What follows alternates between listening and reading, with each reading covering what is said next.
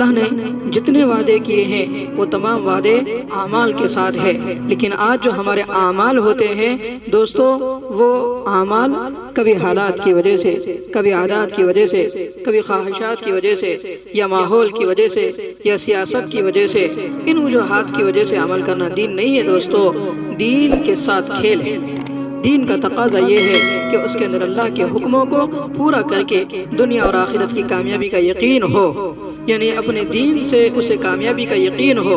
یہ علامت ہے ایمان کی۔ اس لیے سب سے پہلے انبیاء کرام کو جو دعوت دی گئی، جو کلمہ دے کر بھیجا گیا، وہ لا الہ الا اللہ ہے۔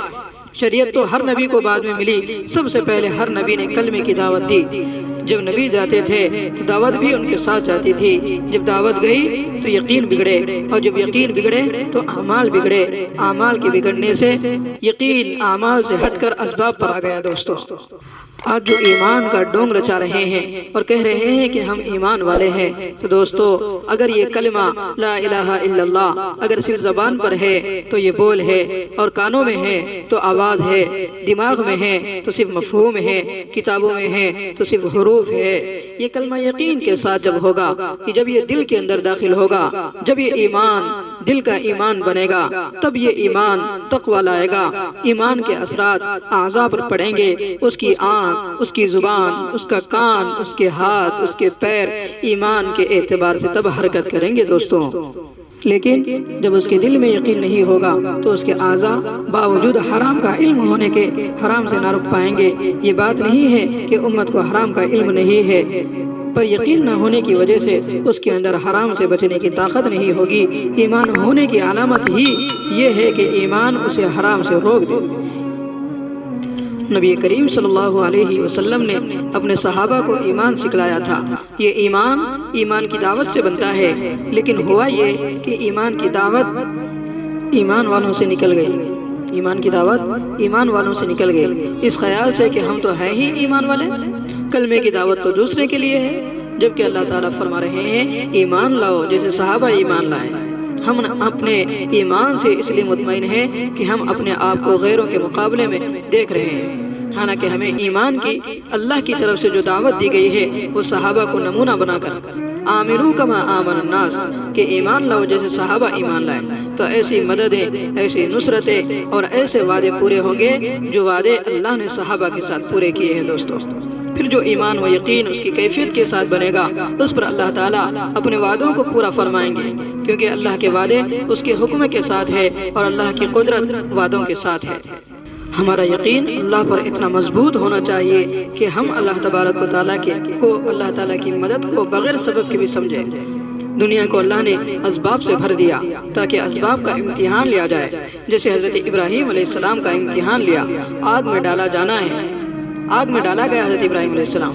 حضرت ابراہیم علیہ السلام کو مدد کی ضرورت ہے، بڑا سبب آیا، حضرت جبرائیل علیہ السلام کہ ان سے بڑی کوئی مخلوق نہیں، کسی کے قد سے، کسی کے بدن سے، کسی کی لمبائی سے، کسی کے چوڑائی سے کچھ نہیں بنتا۔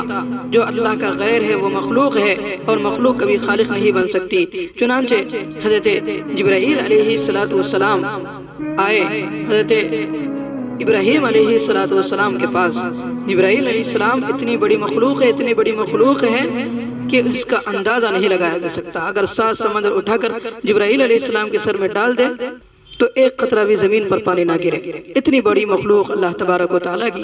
جبرائیل علیہ السلام آئے، ان کی مدد بھی، اور انہوں نے مدد کی درخواست کی۔ ابراہیم علیہ السلام نے منع کیا کہ نہیں، میرا اللہ مجھے دیکھ رہا ہے، اور انکار کر دیا۔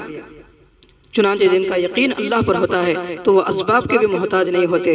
چنانچہ اللہ تعالیٰ نے کوئی پانی نہیں بھیجا کہ آگ بجھائے، کوئی سبب نہیں بھیجا، کوئی کیمیکل نہیں ڈالا کہ آگ بجھ جائے، بلکہ آگ ہی کی خاصیت کو ختم کر دیا اللہ تعالیٰ نے۔ براہ راست اللہ تعالیٰ کی مدد یہاں پر پہنچی ہے۔ ایمان کی دعوت کے بغیر یہ یقین ہونا اور اللہ پر یقین بننا مشکل ہے دوستو۔ پہلے جیسے ابراہیم علیہ السلام لوگوں کو اللہ کی طرف بلاتے رہے، تب ان کا ایمان زبردست طریقے پر بن گیا، مکمل ہو گیا، کامل بن گیا۔ اسی طرح ہمیں بھی چل پھر کر لوگوں میں چلنا ہے، پھرنا ہے، اور یقین کی دعوت دینا ہے، ایمان کی دعوت دینا ہے۔ جب کلمے کی دعوت ہم لوگوں پر ظاہر کریں گے تو انشاءاللہ اس کے اثرات ہم پر ظاہر ہوں گے، ہمارا یقین بنے گا۔ تمام نبیوں کے ساتھ جو واقعات ہوئے اس میں یہی ملے گا کہ یقین والوں کے لیے پانی میں راستے اور نہ ماننے والوں کے لیے پانی ہلاکت کا سبب۔ اسباب کا یقین نکلا ہوا ہوگا تو اللہ نے جتنے ہلاکت کے اسباب بنائے ہیں وہ سارے کے سارے ایمان والوں کے لیے راحت میں استعمال ہوں گے، کہ اللہ یقین والوں کے لیے اپنی قدرت کا استعمال کر کے اسباب کی شکلوں کو بدل دیتے ہیں۔ دوستو، لاٹھی کو صاف بنا دیتے ہیں، آگ کو باغ بنا دیتے ہیں۔ اللہ تعالیٰ اسباب بنا کر انسانوں کے ہاتھ میں نہیں دیے، بلکہ اللہ نے اسباب بنا کر اپنی قدرت میں رکھے ہیں۔ تو جو کچھ بھی ہوتا ہے اسباب سے نہیں بلکہ اللہ کی قدرت سے ہوتا ہے۔ ان اسباب سے ایمان والے فائدہ اٹھا سکیں گے۔ اگر ایمان نہیں ہے تو اللہ کے خزانے سے فائدہ نہیں اٹھایا جا سکتا۔ اللہ کی ذات سے فائدہ اٹھانے کے لیے کائنات کا یقین نکالنا شرط ہے، اسباب کا یقین نکالنا شرط ہے۔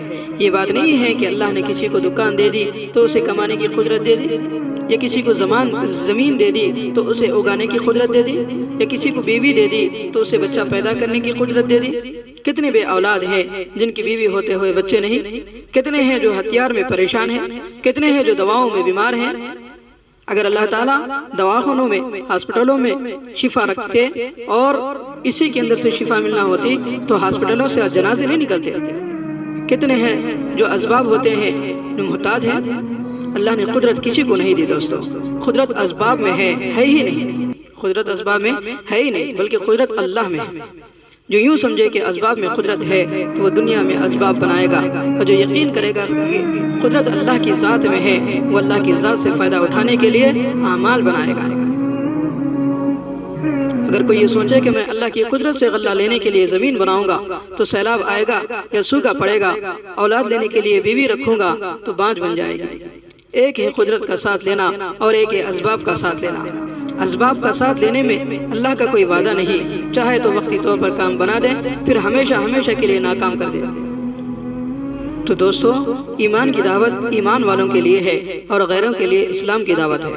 بڑی غلط فہمی یہ ہوئی کہ ایمان والوں نے ایمان کی دعوت غیروں کے لیے سمجھی، جبکہ ان کو بنائے تھے ایمان کے داعی، مگر یہ بن بیٹھے مدعی۔ اب جب ایمان کا دعویٰ آیا تو ہر مسلمان اپنے ایمان سے پوری طرح مطمئن ہو گیا، حالانکہ حقیقت یہ ہے کہ جتنا ایمان اس کے اندر آتا جائے گا اسی کے بقدر یہ ایمان سے فکر مند ہوتا جائے گا اور نفاق کا خوف اس کے اندر بڑھتا جائے گا، اور جتنا ایمان کمزور ہوتا جائے گا اتنا ہی بے فکر اور علامات نفاق خوبیاں بنتی جائے گی۔ جھوٹ بولنا خوبی ہوگی، خیانت کرنا خوبی ہوگی، وعدہ خلافی کرنا اس کو عقل مند سمجھا جائے گا۔ حضرت حنظلہ اور حضرت ابو بکر رضی اللہ عنہ کوئی ایسا کام نہیں کیا تھا، انہوں نے صرف یقین کی وہ کیفیت کہ گھر پر نہ رہی تو انہیں لگا کہ ہمارے اندر نفاق آ گیا، یعنی جو ان کا ایمان تھا آپ صلی اللہ علیہ وسلم کی مجلس میں وہ گھر پر نہیں رہا، بس اتنی سی کیفیت کے بدل جانے پر وہ اللہ سے ڈر بیٹھے۔ دل میں تصور آیا کہ کہیں منافق تو نہیں ہوگی۔ اللہ، یہ کب ہوگا دوستو؟ جب ایمان ہمارے اندر آئے گا، اللہ کی ذات پر ہمارا یقین آئے گا۔ جب صبح سے شام تک ایمان کی دعوت دی جاتی تھی تو اندر اس طرح یقین بنا ہوا تھا کہ آدمی گناہ کر کے بے چین ہوتا تھا۔ نبی کریم صلی اللہ علیہ وسلم نے فرمایا تھا کہ جس آدمی کو نیک عمل سے خوشی ہو اور برا کام ہو گیا ہو تو اس پر غم ہو تو یہ اس کے ایمان کی علامت ہے۔ شریعت حکم سے نہیں چلا کرتی، وہ تو اندر کا یقین شریعت کا تقاضا کرتا ہے کہ اس وقت میرا رب مجھ سے کیا چاہتے ہیں، میرے اللہ مجھ سے کیا چاہتے ہیں۔ دوستو، مسلمانوں پر جو حالات آتے ہیں، تکلیفیں، بیماریاں، مصیبتیں، مقدمے اور قرضے وغیرہ، اس میں ایمان والا اگر اپنے حالات کو اعمال سے جوڑے گا تو یہ حالات اس کی تربیت کریں گے۔ بے ایمان حالات کو اسباب کے ساتھ جوڑے گا کیونکہ انہیں اسباب دیے ہیں اور ایمان والوں کو احکام۔ تو کیا ایمان والے اسباب نہیں اختیار کریں گے؟ ایمان والے تو صرف حکم کی بنیاد پر اسباب اختیار کریں گے، اور ایمان والا اسباب میں بھی اللہ کے احکام تلاش کرے گا۔ اپنے آپ کو یقینی اسباب پر لاؤ دوستو، یقینی اسباب پر وہ آئے گا جو ایمان کے حلقے قائم کریں گے۔ صحابہ کرام رضوان اللہ علیہم اجمعین ایمان کے حلقوں سے ایمان بناتے تھے۔ امت کے عموم میں ایمان کے حلقے، امت کے عموم میں اعمال کی حقیقت کو حاصل کرنے کی فکر کریں دوستو۔ یہ سب عام ہوگا تب اللہ رب العزت نصرتیں، برکتیں، رحمتیں لائیں گے جو صحابہ کے دور میں ہوا کرتی تھی۔ نبی کریم صلی اللہ علیہ وسلم نے اپنے ہر امتی کو کلمے کی دعوت دینے والا بنایا تھا۔ ہر ایک جانتا تھا کہ میں امت کی ہدایت کا ذریعہ ہوں، تم انسانوں کی نفع رسانی کے لیے بھیجے گئے ہو، تم تعارف کراتے ہو اللہ کا، یعنی کلمے کی دعوت دیتے ہو اور انسان کے اندر سے اسباب کا یقین نکالتے ہو، اور اس کے ساتھ یہ شرط لگائی ہوئی ہے کہ خود اپنے اندر اللہ کی ذات اور اللہ کی صفات اور اللہ کی ربوبیت کا یقین ہو۔ ہدایت دوستوں ہدایت کی دعائیں سے نہیں بلکہ ہدایت کی دعائیں بھی کلمے کی دعوت سے قبول ہوگی۔ جب امت میں سے دعوت نکل جائے گی تو امت میں سے ہدایت کی دعائیں قبول ہونا مشکل ہو جائے گا دوستوں۔ بہرحال حاصل کلام یہ ہے کہ دعوت کی محنت ہر امت کی ذمہ داری ہے، بغیر کلمے کی محنت کے یقین نہیں بنے گا دوستوں۔ اس امت میں اللہ نے استعداد رکھی ہے، کیونکہ اب کوئی نبی نہیں آئیں گے۔ بغیر نبوت والی محنت ہی اللہ نے ایک ایک امتی کے حوالے کر دی ہے، اس لیے اب تک کی گزری ہوئی زندگی پر استغفار کریں۔ جتنے ساتھی یہاں پر بیٹھے ہوئے ہیں ماشاءاللہ جماعت میں نکلنے کے لیے بہت سارے نے نام لکھایا اور بہت ساروں نے ارادہ کیے، اور انشاءاللہ اب بہت سارے لوگ ارادہ بھی کریں گے۔ تو ہم نے اب تک یہ باتیں نہیں سمجھی کہ ہم انسانوں کی ہدایت کا ذریعہ ہے۔ بڑے شرم اور توبہ کرنے کی بات ہے کہ ہم آج تک اپنے آپ کو تاجر سمجھتے رہیں، اپنے آپ کو کاشتکار سمجھتے رہیں، اپنے آپ کو ملازم سمجھتے رہیں، دنیا دار سمجھتے رہیں۔ نہیں دوستو نہیں، ہم تو نبی کی امتی ہیں۔ بحیثیت امتی ہونے کے نبوت والا کام ہمارا اپنا کام ہے۔ جتنا اس راہ میں ہم دوستوں پھریں گے، جتنی دعوتیں دیں گے، اتنا ہی ہمارا یقین بنے گا، ہمارا ایمان بنے گا، اللہ پر توکل آئے گا، اور امت صحیح یقین اور عمل پر آئے گی۔ اور یہ امت اگر راہ راست پر آ جائے گی تو دوستو پھر ہمارا کام بن جائے گا۔ ایک بزرگ